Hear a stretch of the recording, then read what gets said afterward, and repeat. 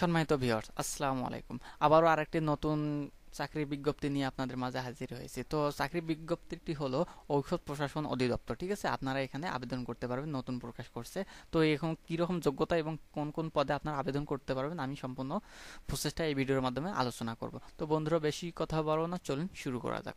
তো শুরু করার আগে এখানে দেখে নেন, ঔষধ প্রশাসন অধিদপ্তর এবং অধীন অন্যান্য কার্যালয়ে নিম্নলিখিত পদসমূহে অস্থায়ী ভিত্তিতে জনবল নিয়োগের নিমিত্তে নিম্ন বর্ণিত শর্ত প্রকৃত স্থায়ী নাগরিক বাংলাদেশের নাগরিকদের নিকট হতে নির্ধারিত ছকে মোতাবেক দরখাস্ত আহ্বান করা যাচ্ছে। ঠিক আছে, আপনারা এখানে প্রথমেই দেখেন, আমি নিচ থেকেই শুরু করতে চাই, ঠিক শেষ থেকে। ঠিক আছে, তো এখানে দেখেন পরিচ্ছন্ন কর্মী এখানে নেবে একজন কোনো স্বীকৃত বোর্ড হতে মাধ্যমিক স্কুল সার্টিফিকেট বা সম্মানের পরীক্ষা উত্তীর্ণ। ঠিক আছে, আপনার পরিচ্ছন্ন কর্মী হলেও মেট্রিক পাস থাকতে হবে। ঠিক আছে, যে সকল জেলার প্রার্থীগণ আবেদন করার প্রয়োজন নাই। ঠিক আছে, সাতক্ষীরা, কুষ্টিয়া, মাগুরা, ফরিদপুর, বরগুনা, ব্রাহ্মণবাড়িয়া, নীলফামারী, নড়াইল, ঝালকাঠি, মেহেরপুর, বাগেরহাট, মানিকগঞ্জ, গোপালপুর, মাদারীপুর, সিরাজগঞ্জ এবং রাজবাড়ী এইসবের প্রার্থীগণ আবেদন করতে পারবেন না। ঠিক আছে, তবে এইগুলোর নাম বাদে বাকি সবাই কিন্তু আবেদন করতে পারবেন। ঠিক আছে, ল্যাবরেটরি অ্যাটেন্ডেন্ট এখানে গ্রেড 20 এবং অফিস সহায়ক গ্রেড 20 এখানে নেবে 43 জন, উপরে নেবে একজন। ঠিক আছে, কোনো স্বীকৃত বোর্ড হতে মাধ্যমিক স্কুল সার্টিফিকেট মানে এসএসসি পাস হলে, মেট্রিক পাস হলে কিন্তু আপনারা আবেদন করতে পারবেন। ঠিক আছে, তারপর এখানে দেখেন অফিস সহকারী কাম কম্পিউটার মুদ্রণিক। ঠিক আছে, 16 গ্রেড নেবে 17 জন। ঠিক আছে, কোনো স্বীকৃত বোর্ড হতে ন্যূনতম দ্বিতীয় বিভাগে বা সমমানের জিপিএতে উচ্চ মাধ্যমিক সার্টিফিকেট মানে আপনাকে এইচএসসি হতে হবে, তাহলে কিন্তু আপনারা আবেদন করতে পারবেন। এবং কম্পিউটার এটা টাইপিং থাকতে হবে। ঠিক আছে, কম্পিউটার অভিজ্ঞতা থাকতে হবে। তারপর ল্যাবরেটরি অ্যাসিস্ট্যান্ট। ঠিক আছে, 16 গ্রেড 7 জন নেবে কোনো স্বীকৃত বোর্ড হতে বিজ্ঞান বিভাগের উচ্চ মাধ্যমিক সার্টিফিকেট। ঠিক আছে, আপনার বিজ্ঞান বিভাগে এইচএসসি থাকতে হবে, তাহলে কিন্তু আবেদন করতে পারবেন। ঠিক আছে, স্টোর কিপার 14 গ্রেডে একজন নেবে কোনো স্বীকৃত বিশ্ববিদ্যালয় হতে স্নাতক। ঠিক আছে, আপনার বিশ্ববিদ্যালয়ে যদি স্নাতক থাকে তাহলে আপনারা আবেদন করতে পারবেন।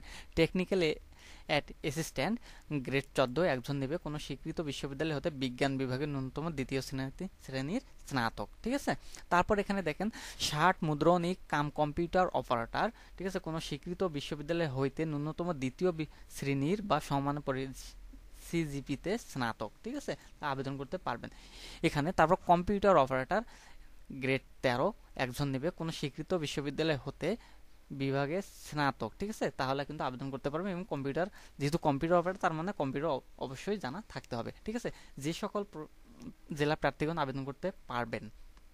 ঠিক আছে, নড়াইল, ফেনী, কিশোরগঞ্জ, ঝালকাঠি, রংপুর, খাগড়াছড়ি, রাঙ্গামাটি, লালমনিরহাট, কুষ্টিয়া এইসব জেলার প্রার্থীগণ কিন্তু আবেদন করতে পারবেন না। ঠিক আছে, এখানে যেগুলো দেওয়া আছে এগুলো আবেদন করার প্রয়োজন নাই। ঠিক আছে, তো এগুলো বিহীন বাকি যারা আছেন তারা আবেদন করতে পারবেন। এই 1, 2, 3।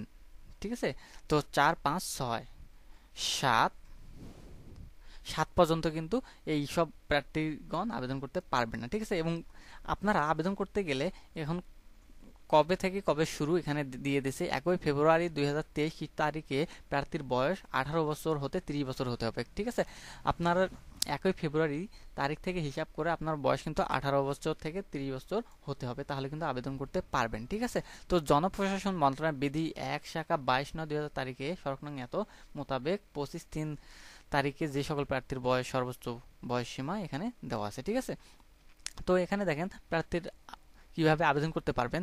অনলাইন আবেদন পূরণ সংক্রান্ত নিয়মাবলী এখানে দেওয়া আছে। পরীক্ষা অংশগ্রহণ করতে ইচ্ছুক প্রার্থীগণ এই ওয়েবসাইটের মাধ্যমে আবেদন পূরণ করতে হবে। ঠিক আছে, আবেদন শুরুর তারিখ 15 ফেব্রুয়ারি মানে পরশুদিন থেকে শুরু হবে, সকাল 10 ঘটিকা থেকে শুরু করে এবং 7 মার্চ বিকাল 5টা পর্যন্ত আবেদন করতে পারবেন। ঠিক আছে, অনেক সময় আছে, এখন আবেদনটা শুরু হয় নাই, ইদানিং শুরু হবে। আপনারা প্রস্তুতি নিয়ে প্রথম দিনেই পারলে আবেদন করতে পারবেন। এখানে ছবির সাইজ দেওয়া আছে, এখানে সম্পূর্ণ প্রসেসটাই দেওয়া আছে, আপনারা চাইলে দেখে নিতে পারেন। ঠিক আছে, এখানে টাকা ফি জমা দেওয়ার সিস্টেমটাও দেওয়া আছে। আপনারা ইউজার আইডি যখনই আপনারা আবেদন করবেন, ইউজার আইডি এবং পাসওয়ার্ড আপনাকে দেওয়া হবে। ঠিক আছে, তো দেওয়ার পর এখানে দেখেন ইউজার 2টি SMS এর মাধ্যমে 1 ক্ষেত্রে 7 নং ক্রমিকে উল্লিখিত পদের পরীক্ষার ফি বাবদ 200 টাকা এবং অনলাইন ফি বাবদ 23 টাকা, আপনার 223 টাকা যাবে। ঠিক আছে, অফারের এবং 8 থেকে 10 নং ক্রমিক পদের জন্য 100 টাকা এবং সার্ভিস চার্জ 12 টাকা সহ অফারের 112 টাকা 72 মধ্যে জমা করতে হবে। এবং SMS দেওয়ার পদ্ধতি কিন্তু এখানে নিচে বর্ণনা করা আছে, এবং আপনারা চাইলে আপনার অ্যাপ্লিকেশন ফর্মে কিন্তু দেওয়া থাকবে, আপনারা চাইলে টেলিটক সিমের মাধ্যমে আপনারা টাকাটা জমা দিবেন। ঠিক আছে, তো বন্ধুরা এই ছিল আজকের ভিডিও। যদি ভিডিওটি একটু ভালো লাগে থাকে তাহলে অবশ্যই চ্যানেলটি সাবস্ক্রাইব করে পাশে থাকা বেল বাটনটি ওপেন করে দিবেন এরকম নিত্য নতুন ভিডিও পাওয়ার জন্য।